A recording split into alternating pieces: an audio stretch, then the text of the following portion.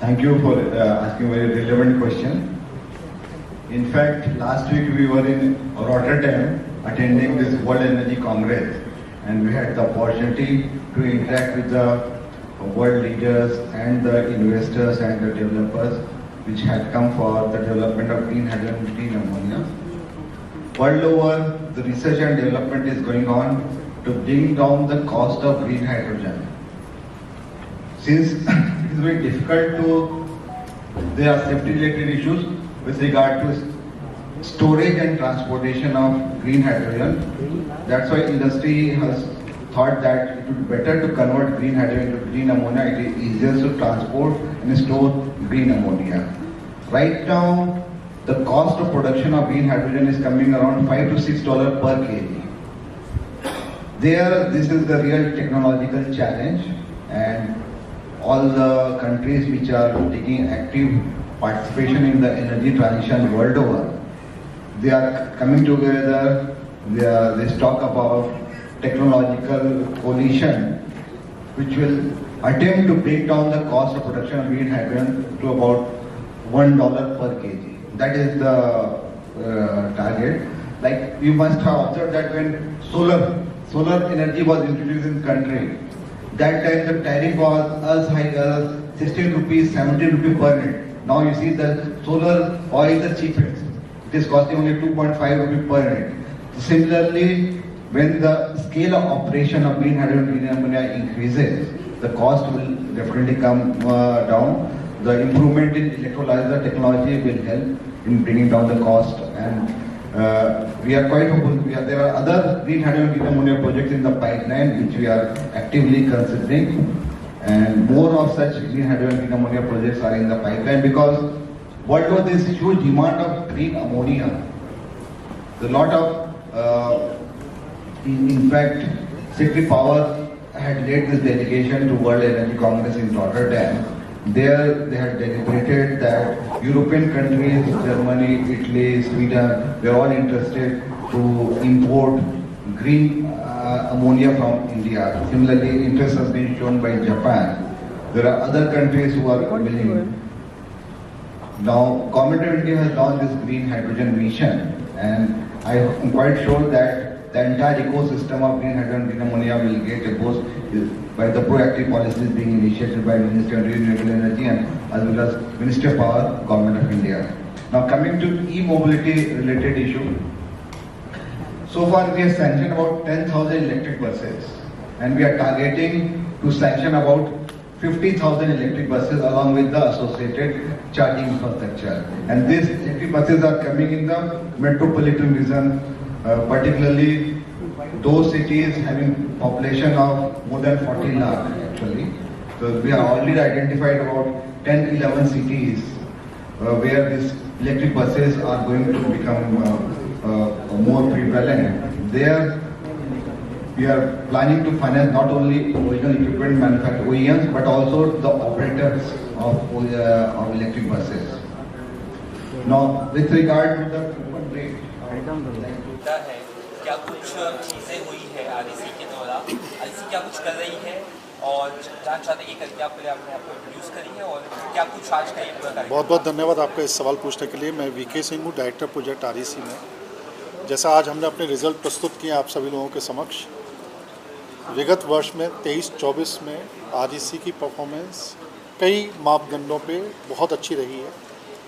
इस साल में, गए साल में हमने 3,58,000 करोड़ के सैंक्शन किए नए प्रोजेक्ट, और ये जो नए प्रोजेक्ट सैंक्शन किए हैं ये बहुत डिफरेंट सेक्टर्स में हैं। ये जनरेशन में है, ट्रांसमिशन में है, डिस्ट्रीब्यूशन में है, रिन्यूएबल में है, इंफ्रास्ट्रक्चर्स में है, ई मोबिलिटी में है, रिन्यूएबल की डिफरेंट टेक्नोलॉजीज़ हैं, पावर पम्प्ड स्टोरेज प्रोजेक्ट्स उनमें हैं। तो हमने वैरायटी ऑफ सेगमेंट में बहुत स्ट्रॉन्ग प्रोजेक्ट्स हम लोगों ने इस साल में सैंक्शन किए हैं। इसके साथ साथ हमारा डिसबर्समेंट भी इस साल में हाईएस्ट एवर डिसबर्समेंट गया है, और साथ ही जो प्रॉफिट है जो कि हमारे बिजनेस के साथ ही लिंक्ड है वो भी हाईएस्ट एवर है। 14,000 करोड़ के आसपास हम लोगों ने इस पूरे साल में प्रॉफिट किया है।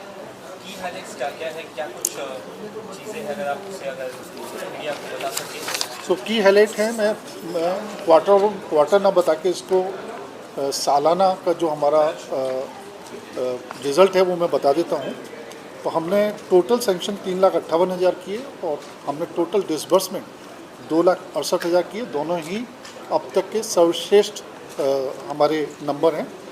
रिन्यूएबल सेक्टर में हमने 1,36,000 करोड़ से ज़्यादा के प्रोजेक्ट हमने सैंक्शन किए, जबकि हमने इससे पिछले साल में मात्र 21,000 करोड़ के किए थे। तो जो हम कह रहे हैं कि हम रिन्यूएबल एनर्जी को आगे बढ़ाएंगे और अपना पोर्टफोलियो में रिन्यूएबल एनर्जी को और फर्दर सैंक्शन और फर्दर डिस्बर्स करेंगे, तो वो हम कर भी रहे हैं। इसके अलावा हमने सोलर में करीब 20,956 करोड़ के हमने प्रोजेक्ट सैंक्शन किए। मॉड्यूल मैन्युफैक्चरिंग के 51,000 करोड़ के। लार्ज हाइड्रो वो हमने करीब 32,000 से ज़्यादा करोड़ के प्रोजेक्ट हमने सैंक्शन किए हैं। पम्प्ड स्टोरेज जो कि एक नई टेक्नोलॉजी और अभी पिछले 1-2 वर्षों से देखने को मिल रहा है, उसमें हमने करीब 28,000 करोड़ के नए प्रोजेक्ट सैंक्शन किए हैं। ग्रीन हाइड्रोजन जो एक नई टेक्नोलॉजी है, उसको भी हम लोगों ने अभी पिछले 1 साल से सैंक्शन करना शुरू किया है। वो टेक्नोलॉजी पूरे देश के लिए नई टेक्नोलॉजी है। उसमें हमने करीब 8,000 करोड़ के 2 बड़े प्रोजेक्ट हम लोगों ने सैंक्शन किए हैं। ई मोबिलिटी में 7,200 crore. Wind turbine manufacturing again 3,200 crore close to. Wind में हमने करीब 3,500 करोड़ का नए प्रोजेक्ट सैंक्शन किए हैं और हाइब्रिड में करीब 10,000 करोड़ के प्रोजेक्ट सैंक्शन किए हैं। ये जो मैं प्रोजेक्ट बता रहा था आपको, ये लार्जली रिन्यूएबल एनर्जी से रिलेटेड है। इसके अलावा हमने थर्मल के भी प्रोजेक्ट किए हैं करीब 8,800 मेगावाट के, और ट्रांसमिशन और डिस्ट्रीब्यूशन के भी नंबर हमने आप लोगों के साथ में साझा किए हैं अपने प्रेजेंटेशन के थ्रू, जो कि हमारी साइट पे भी अब अवेलेबल है, वो आप देख सकते हैं। ग्रामीण क्षेत्र में कौन सा प्रोजेक्ट है और क्या कुछ प्रॉफिट है? सो ग्रामीण क्षेत्र में पहले 2 मुहिम चली थी। पहले गाँवों का विद्युतीकरण जो कि कंप्लीट हो गया है, आज देश में हर एक गाँव में बिजली है। दूसरी मुहिम थी जिसमें हमने बोला था, भारत सरकार ने बोला था, मिनिस्ट्री ऑफ पावर ने बोला था कि हर घर बिजली, घर घर बिजली, और उसको सौभाग्य जो एक कार्यक्रम है उसके थ्रू हम हर घर तक लेके गए, और जितने विलिंग हाउस होल्ड थे लगभग 2.86 करोड़ जिनके घरों में बिजली नहीं थी, उनके घरों तक बिजली को पहुंचाया गया। तो ये दोनों काम गांव में हो चुके हैं।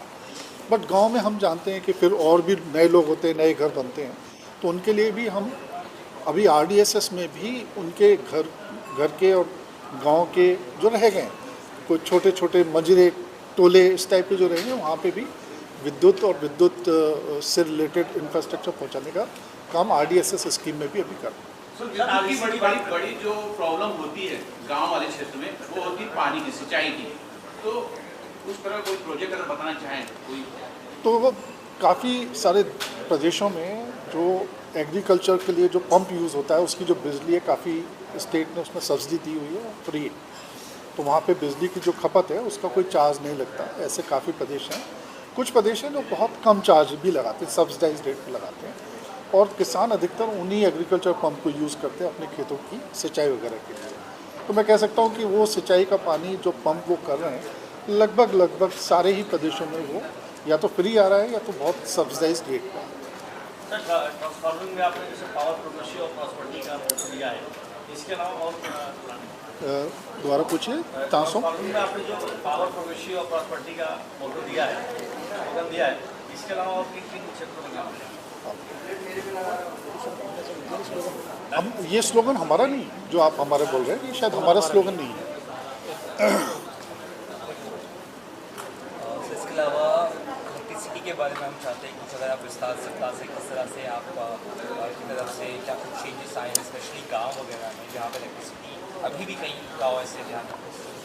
देखिए, देश में अब बिजली की जो व्यवस्था है काफ़ी मजबूत है। हम देख रहे हैं कि अभी आप जहाँ भी रहते होंगे वहाँ पे आपने खुद देखा होगा कि बिजली की अवेलेबिलिटी काफ़ी है।